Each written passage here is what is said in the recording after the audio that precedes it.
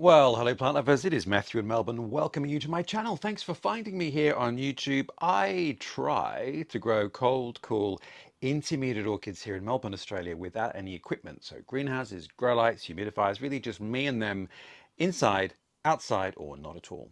So if that sounds like your no fuss kind of approach, do hit subscribe. I post every week on a Friday and I am a complete amateur. So take everything I say with a grain of salt, but some things might help you in your orchid journey. And our orchid journey today, plant lovers, yes, you can see there are some motley items here. It's really about bang for buck from a flowering orchid. So what is gonna not even last long, but just give you the most floral satisfaction in a 12-month period. So that's kind of what are the best multifloral orchids out there that I've got. And some bit of a surprise, I have to say. So here we are. Well, this just struck me today. I thought, how often have you flowered in the last 12 months? So I had a little look back and it's quite amazing. There is an old favorite of mine, basically never had a bloom, some classics with a twist, something not so common with a twist, and then something quite common. Anyway, we shouldn't talk about common orchids, should we? So I thought, let's just have a look. What is a good orchid if you perhaps don't have much space and you want to choose things that are going to give you the most flowers in a year? Why not consider these, some of which are a little left of field? All right, let's start with the most obvious tangerine beauty in the house. Look at this. Now, this is a Bifrenaria, and it is Bifrenaria aureofulva. And I've made many a video about this. I made a care video about it. I made a Bifrenaria video about it. But look at those tangerine flowers and really quite large, beautiful arching sprays. The flowers are long lasting and they are the most stunning tangerine orange, which is not a colour that common in the orchid world. So this is a species orchid. It's as it's found in the wild. So quite unusual, quite amazing. Now look at that. Imagine that dangling on the side of a tree, wafting around, irresistible to some insect, I'm sure, or perhaps even being tubular, maybe even a little tiny hummingbird, but probably an insect. So it's from southern coastal Brazil and it's from mountainous moist forests and fairly consistently moist forests, although in winter I do tend to water it a little bit less. So water all year, but obviously the particular ecosystem it comes from has a slightly drier winter, but not a bone dry one. Now, it's described as cool to warm growing, and of course, well, not of course, but it's an epiphyte like 75% of the orchid species in the world. So you can imagine that it's growing on a tree, on a branch, on a trunk, on a mossy ledge on a tree. So it's going to get dappled light, but certainly on the shadier side of dappled light. But what a beautiful plant. So you can see the growth habit. Basically, you have one large pseudobulb producing one large leaf, and then the flowers come from the base of a mature pseudobulb. But plant lovers, I was just looking at my little bit of scrappy paper, and this one flowered for me this time last year, so midsummer, February, which is when I'm filming this, and it had 5 spikes, I think, last Feb. But this also had a flush of flowers in November, December, so 2 months ago for me. You can see all the dead spikes, which we will now actually just trim off because they are just taking away, I think, from the beauty of this plant. So let's trim those off. So I just trimmed off 2 spikes. So I had 2 spikes in November, December, a couple of months ago. And then it also bloomed in May, in late autumn, with 3 spikes. So I have had, in the last 12 months, 4 bloomings from this plant, which is described as blooming once a year in summer. So I think I am here to tell you that this plant, if it's happy and loving life, it'll just keep flowering for you. And what a joyous sight it is too. As I said, that orange, tangerine orange, bobbing about is just so joyous and delicious. Now, described as a cool to warm grower, so I do grow this outside all year. It is undercover, so it doesn't get rained on, and that means that I can really protect it from winter rain. So I don't keep it dry in winter, but I don't water it that often, particularly on cold weather. You don't want it to be cold and wet at night because that can spell disaster. The other interesting thing is that this has bloomed multiply from pseudobulbs. So generally, in the orchid universe, when a pseudobulb produces a flower, that's it. The work is done, and all it wants to do is just quietly retire and allow the kids to take over. Produces a new pseudobulb and off you go. But this is producing constant flowers from several pseudobulbs. So interesting, very, very interesting. Now, it's not a massively fast grower. I've had this for a few years. You can see sort of where it started, and it's produced a new pseudobulb, maybe just one or two a year, not a huge number. And then those have flowered successively for me. So the first cab off our bang for buck, how many times will you flower in a year rank is this Bifrenaria aureofulva, because 4 times in the last 12 months. The flowers are relatively long lasting, but the most stunning color. So it is a great one to add to your collection if your conditions are like mine. I imagine you could also grow this indoors quite successfully. It would just want bright indirect light and kept relatively moist, but a little bit drier in winter. And I'm sure you'd be able to get it to bloom for you. Mine is in a position where it gets morning light and then dappled light for the rest of the day. So there we are. Bifrenaria aureofulva is our first cab off this what's the best bang for buck orchid that I have. Okay, next cab off the rank, which you're probably all very, very tired of, is, yes, Dendrobium victoriae-reginae. And there we are. Now, of course, making a video about constant blooms, there is only actually one at the moment, but point being, I've just had a whole flush of flowers die off, as you can see here, but it is covered in buds. And I'll try, no, I won't try. I will come and show you.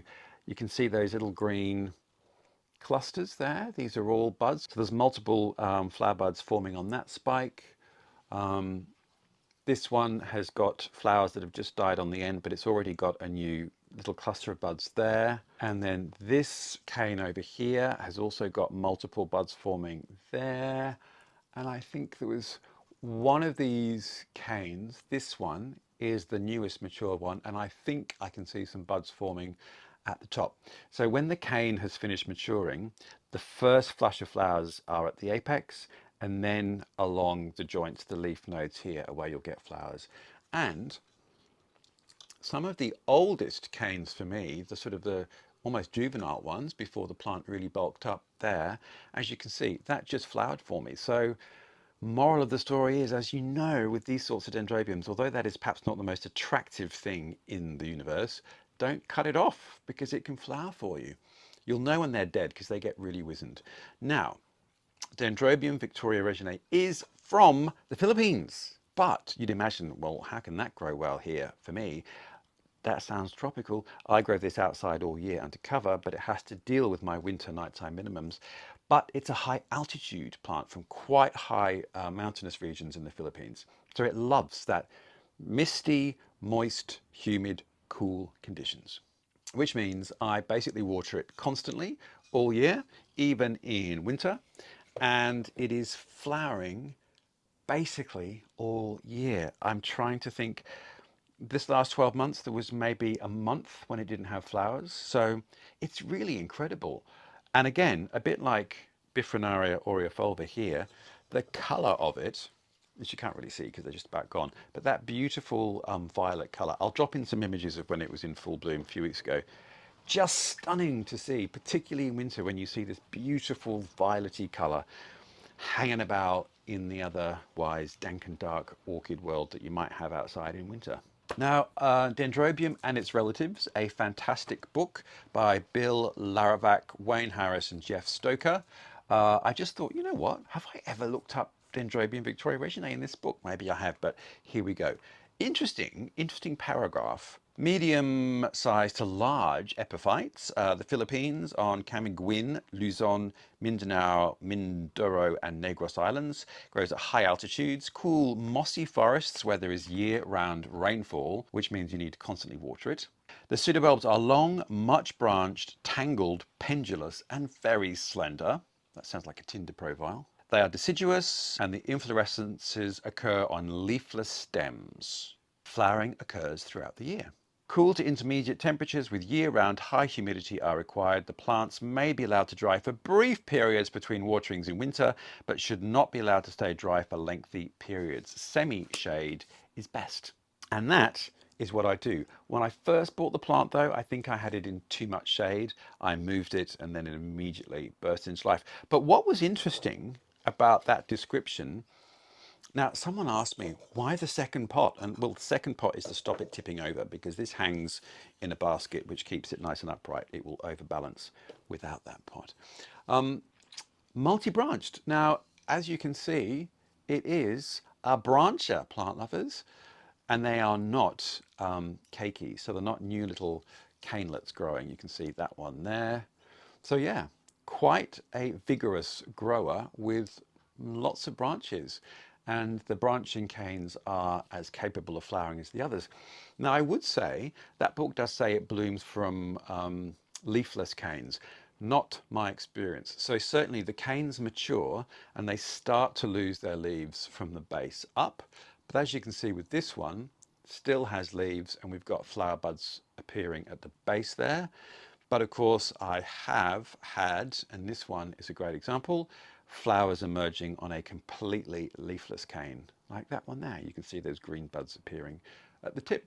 Now, it'll never flower from the same spot again, and it tends to flower down the spike, although this one flowered there at one point and now it's flowering closer to the apex. So dismiss what I just said, but they tend to be towards the last third of the cane are where you're going to get flower buds appearing. So obviously the more branches you get, the more flowers you're going to get, because each cane will bloom for you. So this is the most stunning plant. Now I realize that the place I got it from is on the back of the tag, Orchid Species Plus. That's an Australian supplier. Now they sell on eBay and they also have a website. So I'll put their details below, because I know quite a few people asked me where I got it from. Well, there you are.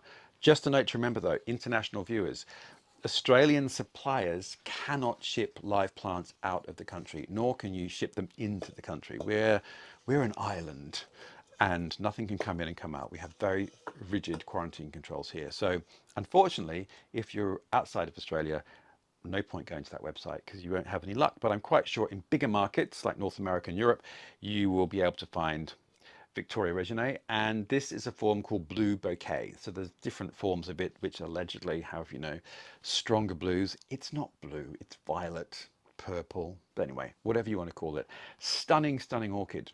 And so sometimes you'll get a flush of just a bunch of flowers on one spike, but sometimes you'll get multiple canes in bloom at the same time, and it's just covered in these wonderful flowers, which do last quite a long time. So I think that that is really top of the list when it comes to always having a plant in bloom and getting your money's worth. So if you've got conditions like mine, try and find yourself Dendrobium victoriae-reginae, because it will never disappoint. And then something else that won't disappoint plant lovers is a sequential bloomer of any description. Now this one is my wonderful Paphiopedilum Duo de Citron, which means two lemons in French. And I've had this for a while now.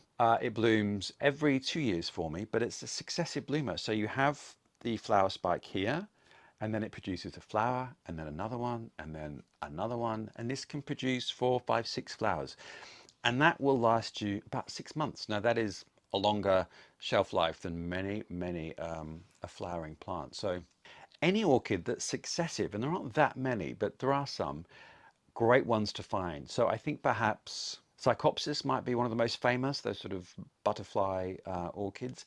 Bit tricky, so I had a sensational yellow one, which alas succumbed to root rot, which they're prone to do, but I've got the more classic form now. Hasn't decided to produce a spike for me yet. Might still be a little bit on the young side, but who knows. But when they bloom, that spike can last for years, just constantly producing a flower at the end of it. So finding a successively blooming orchid is a great thing to do. Now there aren't that many successively blooming paths, but there are quite a few. This is a hybrid between two species, so there are a few around. So just have a look, and if you've got some great growers in your neck of the woods, just ask, what have you got successively? And I in fact bought another one very recently, just for that purpose, because not that easy to find, and I was at the Oscov Orchid Fair, which is where many specialist growers are, and this guy, Atian Slipper Orchids. Once again, he sells on eBay and through Facebook orchid groups. He was there, which was wonderful, and I was able to say to him, show me a good successive bloomer, Atian, and this is one. It's called Transdoll, and it's a Rothschildianum is one of its ancestors. So you can imagine the flowers are going to be brilliant. But instead of being multi-floral, it is successively blooming. But the flowers look quite similar to Rothschildianum. Stunning. So I would suggest to, if you can, you've got the right conditions, find yourself a successive bloomer. Now, of course, the other thing that is relatively easy for all of us to access, no matter where you are in the world and what your budget is your no ID hybrid white Phalaenopsis. Look at that. Every petrol station, supermarket, nursery, florist, hospital, flower shop will have these white Phalaenopsis. Look at the size of the flowers. They're just stunning. And I understand why. I mean, look at it. They're so beautiful. I mean, it's almost a cliche, but it's just stunning. I was given this one. People who come to dinner or visit often know I like orchids, so they'll often bring Phalaenopsis. So it's still in the original plastic potting vessel that it was in. And this one is in a mix of, it's actually in small bark mix. Sometimes they're just in pure spag, doesn't really matter. What I now do, plant lovers, is I don't really bother with it. I don't bother repotting it. I just put it in some charming vessel and just let it go. When the flowers eventually die off, the flower spike is gone, I might then repot it. But let's talk about that. So the reason that I'm including this is that Phalaenopsis will produce a flower spike. Ta-da! And what you can see here is that when the flowers die off, what will often happen, and you can see it here quite clearly. So this was where the original flower spike was. And then usually a node or so below the first flower, you'll get a little green spike starting to come out of the original flower spike. And this is what this is. So it is then producing flowers for me.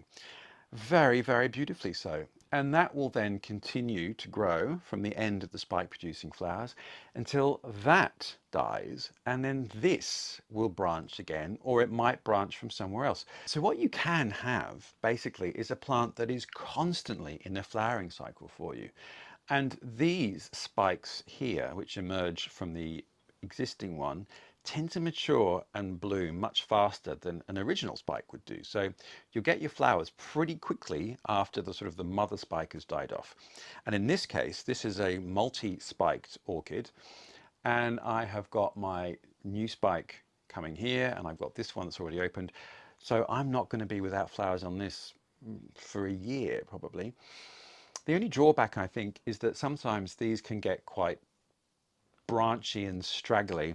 So there might come a point where you just have to call it and chop it off because it's just starting to get really long and a bit unwieldy. But allowing the plant to do this doesn't affect it in any way, except it's not going to produce a new flower spike for you because it's already got one. So the school of thought that says that the flowers won't be as vigorous and large and beautiful, I don't think is true, because in every instance of mine, the flowers are as beautiful, as big, and I often have as many as the original spike had. So it's really a question of what the plant wants to do. Now, sometimes the spike will just die and that's that. You don't have any choice. Otherwise, I would leave it and just see what happens when it starts to die down from the tip. It might stop, as this one did, just above a node, and then the node below will start to shoot again.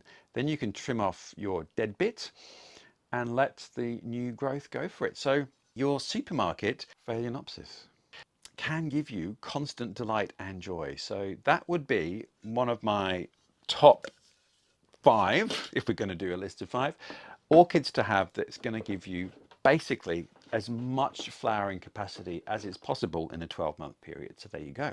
We've got a Bifrenaria, a Dendrobium, and we have Phalaenopsis and Paphiopedilum. That is a very interesting mix of orchids, I think, to give you colour and action all year. But wait, there is, of course, more. So Oncidium types. Now, this one hasn't actually opened yet, as you can see. Look at the spike there. So Oncidium and Oncidium Alliance massive, massive array and selection of plants. But the hybrids and forms of Oncidium alliance are ones most commonly found in cultivation. So they're the sorts that you will find in florists and garden centres. And they are often quite complex hybrids with beautiful, large, wonderful flowers. And the thing with the hybrids is that essentially the new growth produces a flower spike as the growth comes to maturity. And with many of these hybrids, you will get two, maybe three growths in a 12-month cycle, depending on your conditions and what the hybrid is, which means you can get 2 to 3 flowerings a year. So hybrid Oncidiums, I think, also are going to give you great bang for buck. And have a little root around. So do a little research, find out which Oncidium types are very floriferous, which are going to be fairly consistent in their delivery of flowers for you. Miltoniopsis are similar. I mean, they're sort of in the alliance, but Miltoniopsis will also bloom from a new growth, and they can then bloom a couple of times a year as well. So there we are, plant lovers. I think we have covered everything that I've got right now. So essentially, you too can have flowers in bloom every month of the year if you choose a couple that you know are going to flower at least 3 times a year. I think that's my benchmark.